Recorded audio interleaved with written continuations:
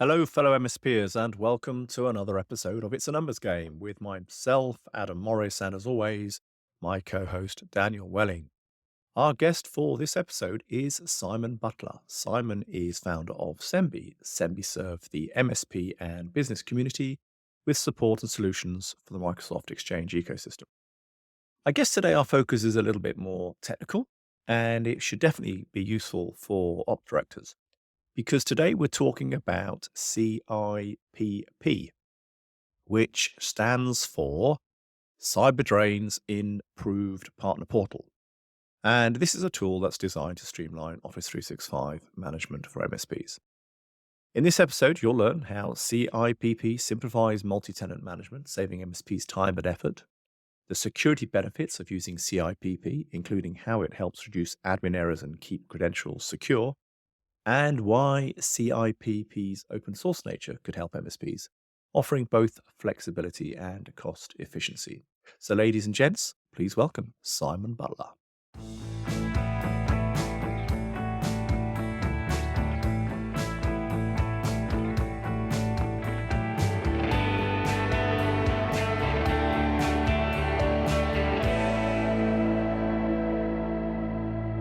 Thanks for joining us, Simon. Great to have you with us on the podcast. Welcome along. Hello. So, Simon, as we often do before we kick off with one of our podcast episodes, we have a chat in the green room. And of course, Simon, you and I have known each other for some years beforehand as well. And today what we wanted to do was, I guess, shine a light on the CIPP opportunity. And for some of our listeners, they'll be fully aware and conversant with CIPP. Others, though, may not have heard of it. And in fact, I first came across this at a Tech Tribe meeting, and a good number of the MSPs in the room weren't aware of it at that point. So, Simon, perhaps you could give us a bit of a summary and educate those who aren't aware. Okay, CIPP, which stands for CyberDrain's Improved Partner Portal, is an Azure app that allows an MSP to administrate all of their tenants that are within their partner portal from a single browser login. The cost of the app, let's go straight to that. It's an open source app, so it has a zero cost from that side. The only cost you incur is the cost of hosting it within Azure, which for most MSPs is less than £10 a month. It does depend on how many tenants you have in the app on the cost, because obviously there's a database back end. So from a cost point of view, it is very low end, it is very highly functional, and it's going through a very rapid release cycle. I think we get releases like every 2 weeks with new features and functionality. And Simon, I'm just on the website actually at the moment because it was just interesting looking at this, and I can see self-hosted is $0, but you can go to a sponsored or a corporate sponsor package. Yeah, so basically, they would look after it for you. So when you're self-hosting it, the only thing you have to do is every time there is a new release, you have to sync your release with the master release. It uses the GitHub backend system. So you basically fork project and you sync it up, and about 20 minutes later, then your release is up to date. So it really comes down to how you want to work. Some clients, they won't necessarily want to even go through any of the hassle of setting up all the Azure subscription and everything. Sure. So they'll just go down the hosted route. But for many small MSPs, particularly if you're in one of the partner programs and you've got a pile of Azure credits, which is what I have, it doesn't actually cost me anything to host it because I just use my unused Azure credits to pay for it. And what does it actually do? Inexpensive as it might be. So the core idea of it is to do the day-to-day management of an Office 365 tenant. So it's ideal for first and second line support people. They log into it with credentials on the MSP's own tenant, and then by uses GDAP, and that's granular delegated administrative privileges. So it allows you to log into any one of your partner tenants, so your customer tenants, to do day-to-day stuff, password resets or setting up accounts or changing permissions and all this sort of stuff. So from an MSP's point of view, it means that, say, particularly the first line, if you like, they're not having to log in to each tenant in turn to do something, which can be a massive time saver because it means you just log into one screen and do what you need to do. Particularly, we hate to talk about it, but if someone leaves, you then haven't got to worry about credentials being scattered about across all of your Office 365 clients because they're just logging into one set of credentials and they're using delegated permissions to make the changes. So there's a lot of functionality in there. So that's what that's it. That was its core thing that the guy who created it, Microsoft MVP called Kelvin over in the US, who, so the legend goes, created the first version in the weekend. Quite true, but that's what we're told. But now they've started to build it up. So now you can do a lot of in-tune management. You can do, you can start to apply standards. So that's best practices across the tenant. So again, there's a massive time saving there. So I was recently configuring a new tenant for one of my MSP customers, and what normally would have taken me between 2 and 3 hours to set up, which included searching through the Office 365 documentation to see whether the commands that I had written down last time have changed, because it's a new week, I literally did within like less than an hour. And because it's in CIPP, that means that the MSP could then say, oh, something that I've set is causing a problem. They can see it in the list. Right, that's what the problem is. Go and untick it. And it lists them whether it's a low impact, high impact, or medium impact, or no impact, so that the MSP can know whether the change they're proposing to make is likely to have an impact on the end users.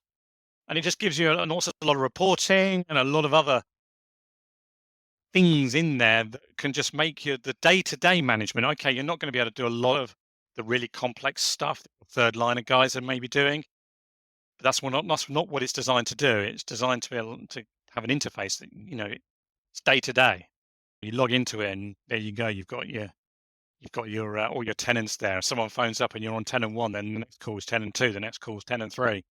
You're just flicking between screens. You're not having to like run, as most people do, like 5 browsers with incognito mode and everything to try and, because they're logging into multiple tenants.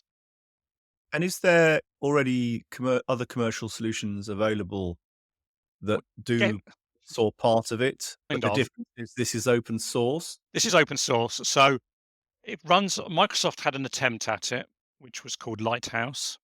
And you have to sign up for Lighthouse, which is free to be able to which opens up a load of APIs. There are similar kind of tools. Probably the first one that comes to mind for me is MSP Easy Tools, which works and does a very similar thing. But obviously, that's a paid option. There's another one which I can't remember. Did that have the hour, please? And you can also just do it with your own self-created PowerShell scripts, I guess, because that's what effectively all these tools are. They're just lots and lots of PowerShell scripts in the back end. But the biggest problem is keeping up to date. With Office 365, a tool that hasn't been updated for 6 months effectively is useless to you because things have changed, the APIs have changed, things have been depreciated, or new things have been brought in. And what's happened with CIPP is they've actually managed to get Microsoft to introduce new things that they can use. And they've got enough contacts and influence within Microsoft to actually have new functionality introduced for them to use. They were one of the first to come out of the box with a GDAP compatible multi-tenanted tool when that first was launched and all this sort of stuff. So it's very much a very dynamic tool that's being constantly updated, and they're obviously working very closely with Microsoft to get the tools that the MSPs need to be able to manage multiple tenants. So it sounds like an absolute no-brainer then, once you know about it, to use it. And I guess not everyone will immediately know about it, and this will help spread the word.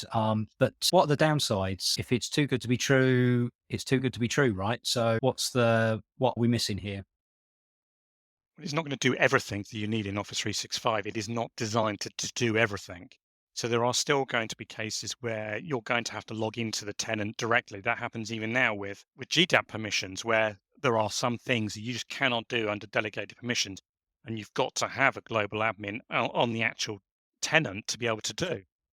And that's not going to go away. But what it will mean is that potentially the where you're in your traditional first, second, third line support structure in an MSP, first line and second line potentially can do more because it's in a more controlled environment, if you like, and then only escalate up to third line what really needs to be logged into the actual tenant and actually do the nitty gritty stuff that often involves a PowerShell session or whatever being opened up to the tenant. So it has its limitations, but would say almost those limitations are probably almost by design, if you like, because it's not going to replace 300 odd portals we've got in Office 365 to manage all these various things. It's everyone who works with Office 365, they'll say you're spending most of your time in either the Exchange portal or the Endpoint portal or in the Entra portal, and that's about it. And so it's having the key stuff. And they take feature requests from their users. So if someone says, we're constantly using this, can you add it in? They're putting it in. One of the favorite features they've introduced, which I like, and everyone I've introduced it to really like, is vacation mode. So where you're using conditional access and you're locking down the tenant to maybe country level or IP address level, that's great. Someone then goes on holiday.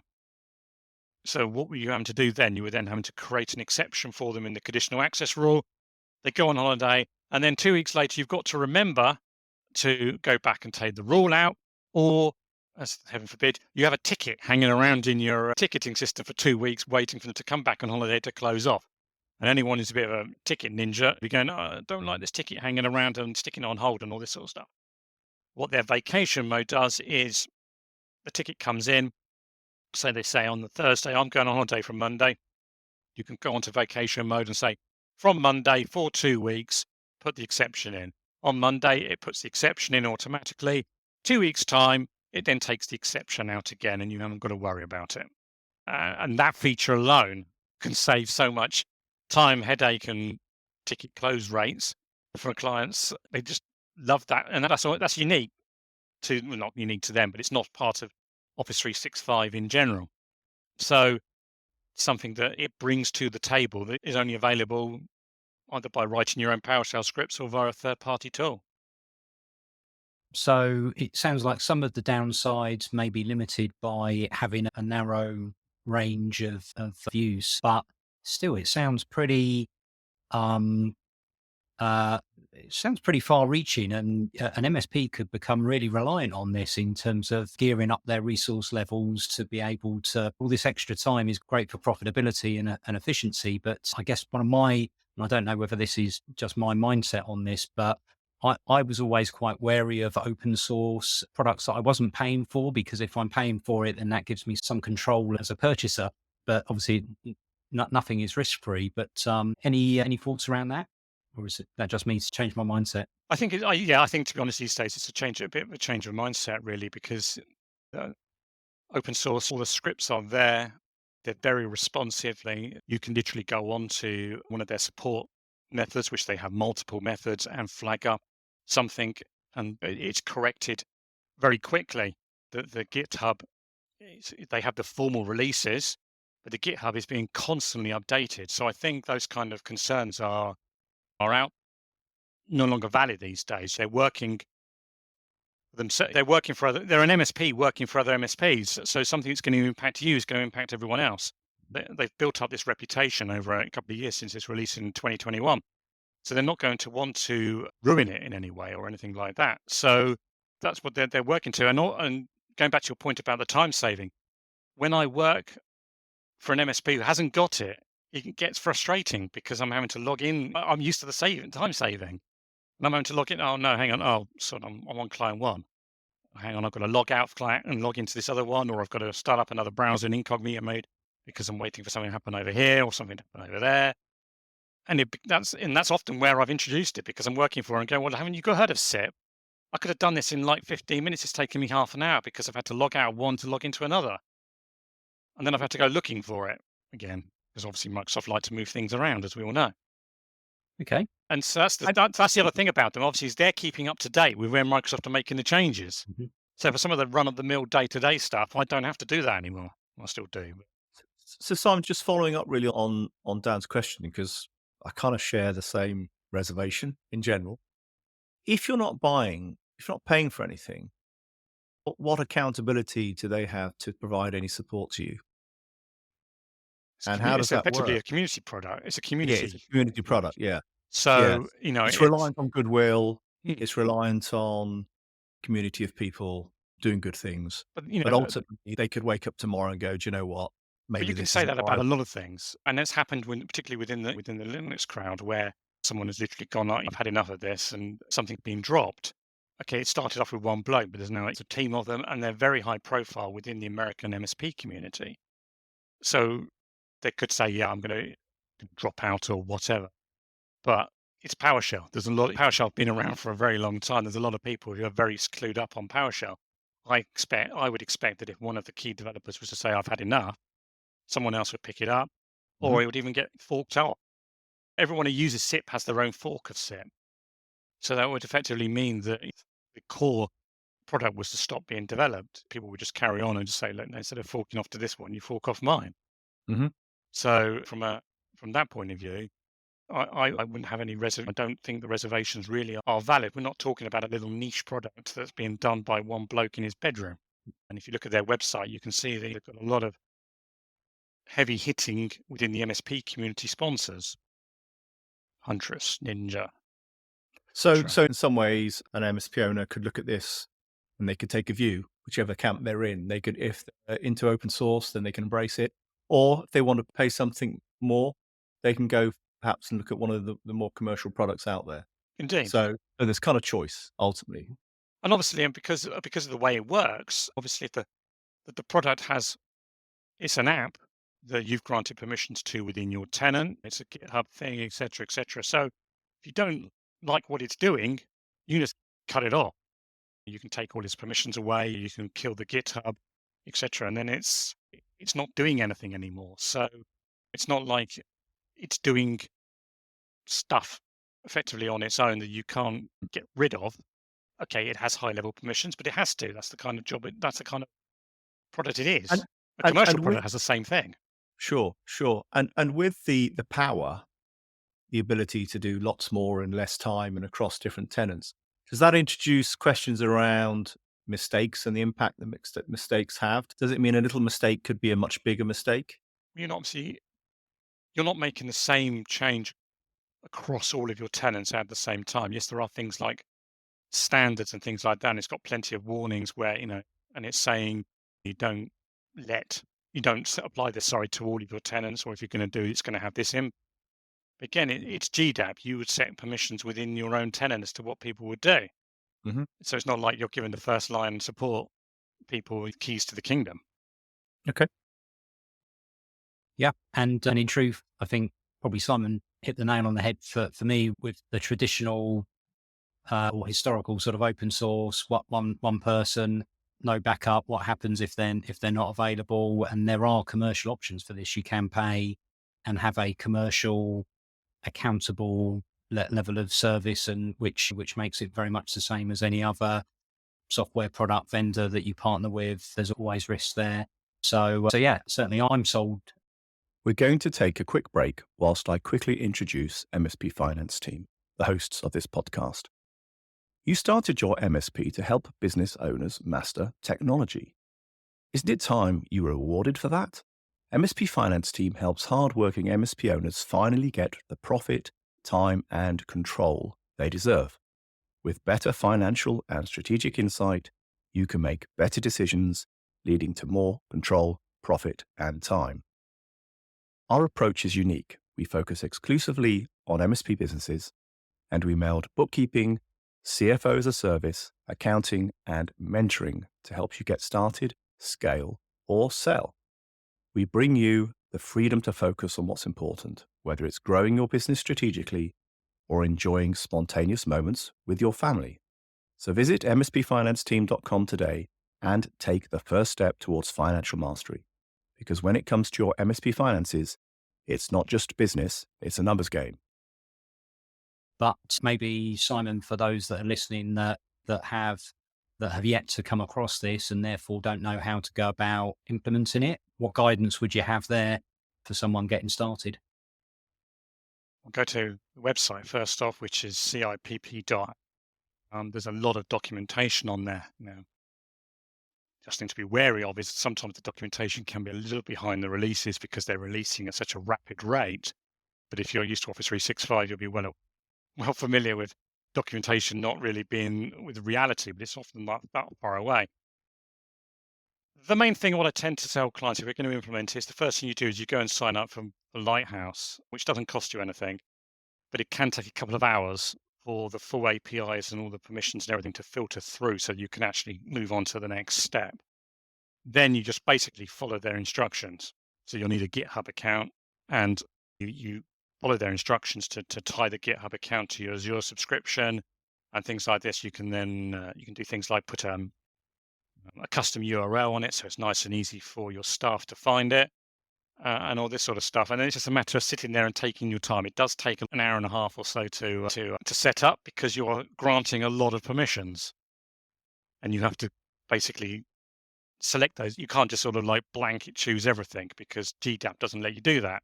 You have to be more selective because if you try and give GDAP too many permissions, it actually stops you from doing things. So you have to be very selective. So you just have to sit there and go through this long list of permissions. But it's a one-time thing. So, one of your third line guys probably would do it like an hour and a bit, and then you can hand it off and say, get on with it. It's quite intuitive to use. Everyone I've introduced it to, they've sort of got onto it quite quickly. It's got a fairly standard structure to how it works in your web browser. So it's quite easy to jump into it and start looking at it. It's got a lot of wizards. It's got a lot of permissions check things. So if it's not working, has things built into it that can go and check that you've actually done the setup correctly, you've granted it the right permissions and everything else. So even though it's an open source thing, it's 4 or 5 people creating on it, and it's been going since 2021, it feels very mature. It feels very slick. It feels very professional. You don't feel like it's a bedroom hobby project. And then once it's in place, any sort of best practice tips in terms of the ongoing management? Basically, keep it up to date, but of course it will nag you. So as soon as you log in, if there's a new release available, then it says, "Look, you're out of date," and tells you to go off to GitHub and sync your fork up. So that's probably pretty much it. And then obviously read the release notes and everything else. Get the emails with the release notes on it and all this sort of stuff. And we're seeing so much being released with it. They've recently released an integration with Hudu. So where Hudu can now pull information from CIPP and populate its database. So we're starting to see a lot of what our MSPs are looking for is all the integrations with all their tools, so that they have all this information. There's an integration with Ninja, which I believe, well, if you log into Ninja and you look at a user, you can then open that user in CIPP to make changes straight from Ninja and all this sort of stuff. So all your tools are integrating together. So yeah, it's a matter of looking at not just as a tool on its own, but what else it can do for you to work with your other tools, and where you can make best use of the reporting that they've done quite a lot of work on as well, and the other things that it's coming along. And it's everyone I've introduced it to, they've sort of said it's quite a game changer with regards to how they've been able to work, and purely mainly on the time saving. But also the fact that it's a single interface, it's difficult to make a mistake because you're not interacting with PowerShell. You're only seeing what is required to see. You go into Office 365, you often see lots and lots of things you don't necessarily are interested in. They've looked at it and gone, what's the MSP actually need? And presumably another benefit here is that if you're introducing less experienced people into the service desk, they're able to become productive sooner with less risk. So time saved, but also onboarding accelerated. Although what I am hearing is that, as with any element in an MSP stack, they should be applying some time to proactive management, and if nothing else, just being atop of the product and knowing how it's developing and communicating that to the rest of the team. Making That would be ownership the same with any updating, product. It's yeah. not. I don't think these days any product is set and forget. Mhm. You've got to keep on top of everything because you'll either be caught out by a feature change or something being depreciated or discontinued or just not working. And this is just the same. It's just another tool. But it's something that if you've got someone whose job that is to keep on top of your tools within your third line team or whatever, which is quite common, I'm finding, then it's just another one that they need to add. It's like every couple of weeks they get an email that says there's a new release, right? Jump onto GitHub, do sync. Thank you very much. Off you go. You can automate it. There is a GitHub method for automating it. So you can completely make it say, will update itself for you. What your risk to that is up to you as to whether you want to actually go down that path or not. Personally, I don't, but if you want something that's completely hands off, then you could set up, they do have a supported way of making it so that the self-hosted solution does update itself automatically. But yes, get the email so you get the release information so that you know what's nice and new to play with. Brilliant. I mean, this, as I say, it sounds pretty straightforward. And if you're listening and you're not part of this, then do follow up and learn about this. And I guess, Simon, if anyone's got any particular questions, they can always pick your brain as well. Yeah, I've deployed it now a number of times myself because I messed it up the first time. And I've done it for a number of my MSP clients as well. So we're well up to date with the best way of doing it and getting everything in place that needs to be put in place. Super. And that kind of leads us into our sort of shameless plug part of the episode. Other than CIPP, how else can you help? Well, I provide third line support for MSPs, whether that's project based or just trundling through tickets or whatever. So that's what I do. So I have run an MSP. I've had my own MSP for almost 20 years. I'm down to about 50 seats because my main focus now is helping other MSPs. If you find me on LinkedIn, you'll find me going on about various stuff. I'm a former Exchange MVP, so obviously Microsoft Exchange is an area that I still work in a lot. So a lot of MSPs don't have that skill set in-house any longer. So that can be migrations or that can be looking after Exchange service that they've inherited and for whatever reason they can't get up into the cloud. So I do that for some clients. But, otherwise I'm sort of like jack of all trades, a master of one, and just sort of tend to get involved in all sorts of things. Networking, Office 365, migrations, you name it, on the third line support, whether that's project-based, ad hoc based, or whatever. Brilliant. Well, really appreciate your time today and taking us through the CIPP opportunity. And hopefully, perhaps we'll have you back on again soon to talk about another topic. Thank you very much. Thank you very much. Cheers. Thank you.